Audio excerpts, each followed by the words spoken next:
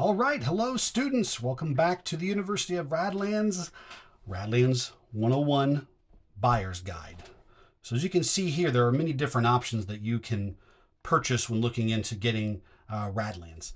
There's going to be a version that is exclusively sold at your friendly local game store, and then a couple of versions that you can purchase directly from Roxley's website whenever they're in stock. So you might be wondering, hey, what's the difference between all of these things? And that's what this buyer's guide is going to go over. So we'll move these out of the way, and we'll just start with the one that you can buy most anywhere at your local game store. So this is just the Radlands box. It's pretty nice. You open it up. Mine's going to be empty because I've already sleeved all my stuff. But so here it is. Really nice box. Great art. I love the art in this game. So in the box, you'll get your rule book on top. And we've kind of done a components video already.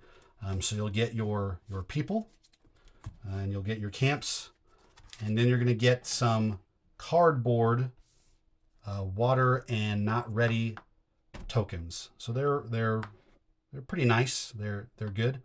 One thing I will say is with this box, I've used some nicer sleeves. Not too crazy, but they're the Game Genic clear mats, and the cards don't really fit in the box anymore. So I also then had to purchase a 100 card plus box for my cards to go in because there is 100 plus cards when it's all said and done in the game. So if you can get them to fit in this box, it travels pretty well. They can also fit in any kind of external case. Now you might be wondering, hey, what's that next step up? What's kind of the difference between all that stuff? Well, I will show you. So directly from Roxley's website, you can find the next step up, what they call the deluxe version. So this is the retail version, the deluxe version. So what's really nice about this box is it's magnetic. It opens magnetically and has a really nice, solid kind of closing sound to it. Now, I wouldn't say you could hold it upside down and jiggle it. It doesn't clasp close that well, but just for basic travel, it works really nice. As you can see, it holds kind of everything in the box. You can fit all your water tokens here, some of your cards here, your people in either this slot or the other slot, and then your rule book just slides kind of in the back like so. So if you get this version, don't think you don't have a rule book. It just slides right behind everything, which is really nice. Really nice box. So there's a component difference is essentially what you're paying for between the two versions. Now, both are really nice. I will say that the art really, really pops on these regular linen cards. I don't know if you can really tell through the video here. Just the blacks look so much deeper. The colors pop a little bit more. We'll show the back. This really nice bright pink. This is a nice linen cardstock, so I'd say it's maybe a little nicer than what you might get with Magic the Gathering or maybe an FFG game.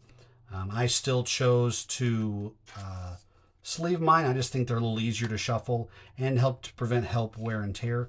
But these are what they call a synth card, and I'm going to show you guys what these can do on one of the extra cards that don't get played. This is essentially a plastic that you don't have to sleeve. It's very durable. As you can see here, you can bend it almost tip to tip one way, bend it tip to tip the other way, and the card just goes back to normal. So it makes shuffling really nice. It makes durability really nice for this card game because it's going to be one, as I mentioned in one of my other videos, where everything comes in the box. So you're not switching out cards or building decks. So you're going to want something that's going to be durable because you're going to be shuffling your camps and your people and events frequently when you're playing. Now, maybe one complaint about these is, as you can see there, didn't even touch it. They kind of slide a little bit. So maybe after a while, with a little bit of wear and tear like sleeves, they might get a little bit of an edge to them. I'm not 100% sure yet. The other difference between your deluxe version and the retail version are your tokens, your not ready and your water tokens. So as you can see here, these are kind of a backgammon style or backgammon sized token. They are a little bit larger than the cardboard. You can kind of see the outline here. Maybe we'll do a white and a black as well, so you can maybe see that a little bit better. So smaller. They aren't quite as thick. Now I will say that these cardboard tokens appear to be a little bit thicker than, again, maybe your normal punch outs that you might find in a like I said, in like an FFG game. So they're a little bit thicker than that, but again, they're not quite as thick as these backgammon tokens. So you still get pretty good tokens with the retail version, but you get really nice tokens with your deluxe version. And then the final version of the game here is what's called a super deluxe Radlands box. You get a really nice picture of one of the characters here. The back looks really nice. Now this is a pretty good sized box, as you can see. Now what the main difference between this is, you still get the deluxe version in this box. So it just sits right here in the middle. But what is nice about this is the super deluxe version comes with 2 play mats, which the play mats have been the background in all of my videos so far. So I'll move this stuff out of the way.